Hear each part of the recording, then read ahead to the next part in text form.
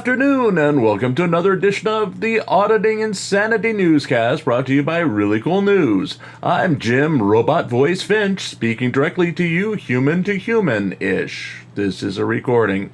We've got a long one for you today as we're ranting, rambling, and coming to terms with our own mortality in a matter of moments or something. On that note, we'll leave you to the chaos as we dive into GoFundMe. Oh, come on, people. It's 4:23 a.m. as we write this. We're about to watch a Floyd Wallace video fulfilling a promise he made to his fans and attempt to learn Spanish on a live stream. We're hoping it's as bad as it seems, as it's been a long night.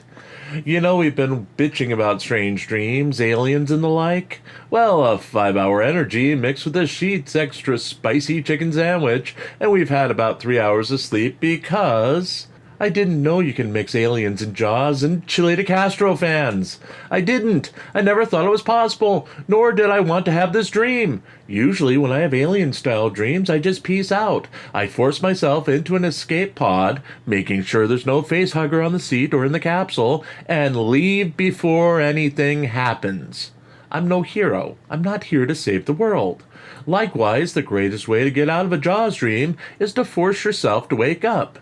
Same goes for a dream where you're hunted by raging fans of Chile DeCastro who can't possibly accept that their hero isn't who he says he is and has said some pretty messed up things over the past 2 years. I mean, they bitch and they bitch and they bitch and they fill your YouTube comments with, "This is fake, this is a lie," and all you can do is open your eyes and peace out on them. The lack of sleep will be worth it to escape them. See, right now, new message.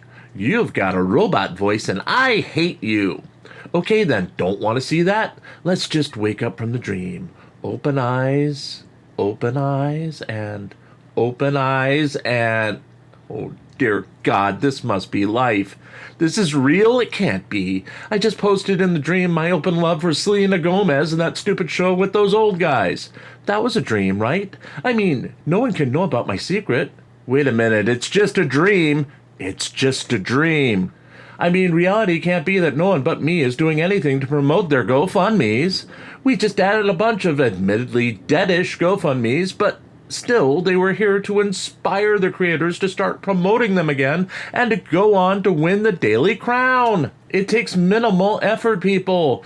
Even if our daily hate watcher's gone off to watch better things lately. Dear Jim, you suck. I'm not paying for this shit. Do better. At least we promote our GoFundMes and try to do something to give you value for your money.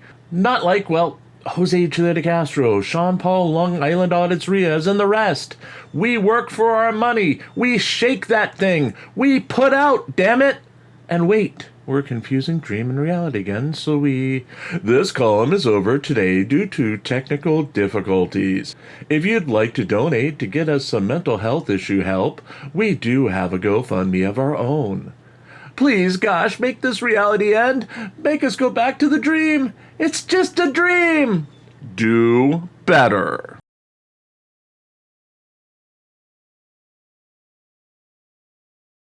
DeCastro versus Peter, motion hearing set for today. All eyes have turned to the motions hearing today in California Superior Court as a hearing is scheduled for Michael Blue Bacon Paratini's motion for summary judgment in the case that was brought against him by Jose Chile DeCastro. The lawsuit was originally filed by DeCastro in early 2023 and alleges that Paratini was part of the Masshole Troll Mafia criminal organization that was allegedly devoted to harassing and defaming him.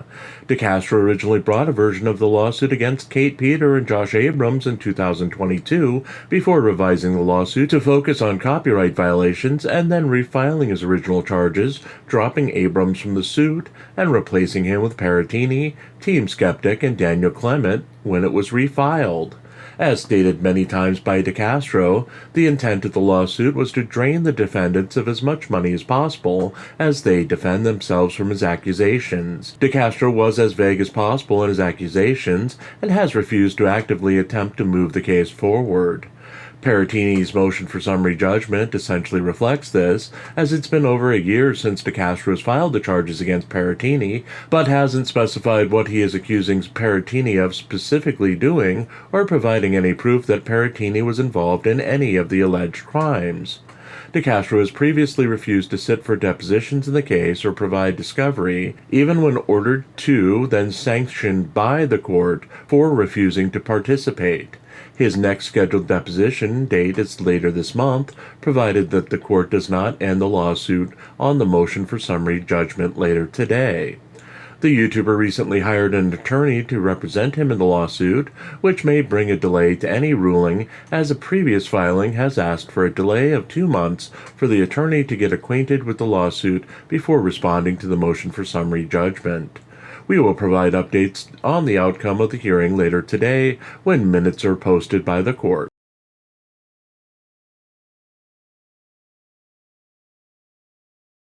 Hendry retrieves stolen items from police. Craig Hendry was in full sovereign citizen mode as he live-streamed his attempt to retrieve items stolen from him when he was kidnapped by the Lake County, Indiana Sheriff's Department sometime in the unspecified past. Hendry started the livestream as he claimed that he was going to be denied his old iPhone 11 and gimbal that were taken as evidence in a previous arrest. His title for the stream reflected his unsuccessful attempt, and he was surprised when a number of workers from the sheriff's office came out with his items. The YouTuber had to pause to retrieve his government compliance ID with his picture on it from his car to be able to retrieve the items, but after a brief walk to his car and back in full sovereign citizen mode, he realized he was getting his things back, so he may as well comply with the ID requirement. He did, as he was in sovereign citizen mode, have to have the last word as he noticed a sign that said no recording in the building and demanded to know if it was a law or a policy. Failing to bait any of the officers at the front desk, he announced to his 169 viewers that he was in danger of being kidnapped again, then shouted that Lake County Sheriff Oscar Martinez would soon be indicted for unspecified felony charges. A quick Google check of Hendry's claims resulted in listings for an incident where Martinez pled guilty to reckless driving charges in February of this year, but did not lose his job over that infraction, and nothing else was pending. Hendry then wandered out of the building, only to talk himself into returning, as it was legal to instruct government officials under his belief of the laws in Indiana. He then returned to the building and advised the remaining police officer that he advises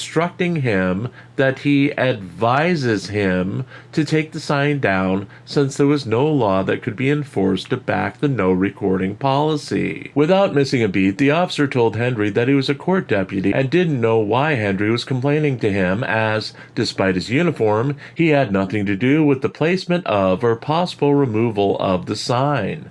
Hendry, outraged, stormed out of the facility and declared Lake County, Indiana, a hellhole, and declared that he never wanted to return to the area in his lifetime. He then meekly changed the title of the video to reflect his successful retrieval of his belongings.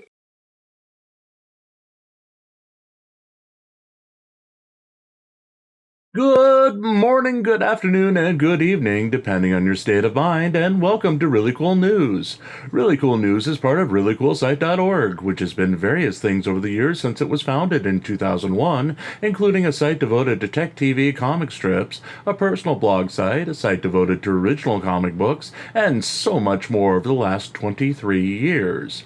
Since November of 2021, we've been primarily known for our daily newspaper, with news articles devoted to covering First Amendment auditors and their First Amendment adjacent figures.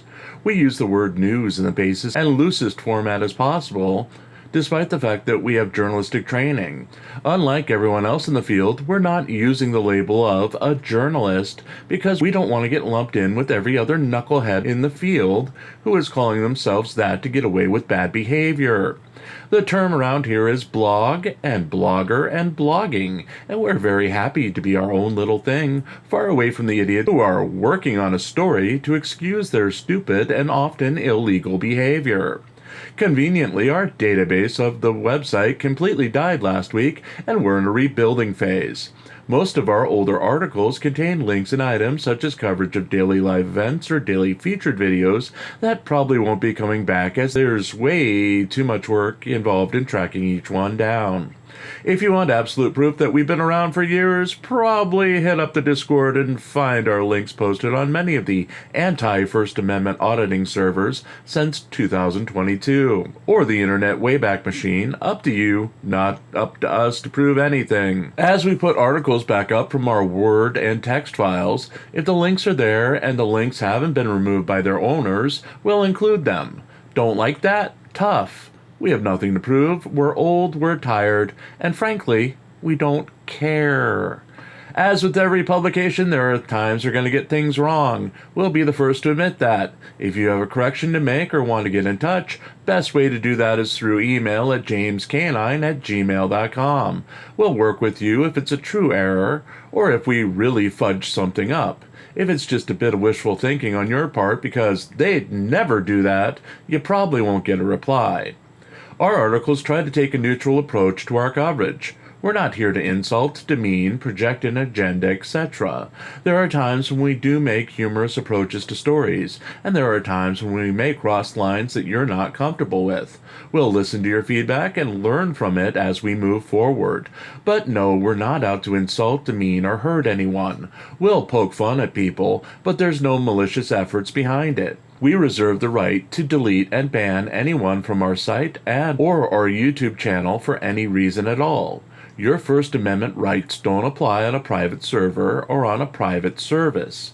We'll nuke, ban, carry out horrible things at the slightest whim if we need to, in order to keep the peace. We've been working in social media since before the term was coined and have run communities for some of the biggest companies in the world. Don't like our policy? Sorry about that, but it is what it is. Sometimes we heart and like posts just to heart and like posts. It encourages people to post. Do not take our likes and our loves as endorsements of anything but the almighty YouTube algorithm. We're not dying on your hill. We're not advocating for you. But if we can give your comment a fair shake, we will, despite our feelings on it. That said, personal attacks on anyone, including ourselves, are not permitted, and our mods have ban hammers for a reason. Attack the idea, not the person. Since YouTube's moderation tools suck, sometimes things will fall through the cracks, but if we see things that violate our guidelines, they'll be removed without warning. As far as our horrible, robotic, worst thing in the world, I can't stand it, voice in our videos, that's our voice. We don't use AI. We're slowly but surely improving our craft. If you don't like this voice, switch to ReallyCoolSite.org and read it yourself. Or not. Up to you. Lastly, we've been around for a long time on the web. Our YouTube channel started as a full-time thing in May of this year. We're a tiny channel compared to our old newspaper. We know we don't have 601,000 viewers or pull in hundreds of thousands of dollars from our work, or anything right now since we're not monetized. We're entirely comfortable in our own shoes right now, and we're going to keep on keeping on exactly like we've been doing when we had 10 viewers and just a handful of friends placating our efforts. That said, have a wonderful morning, evening, afternoon, and thank you for contributing your time to our efforts. If you're inclined, donation links are everywhere to keep us fed. Thank you in advance.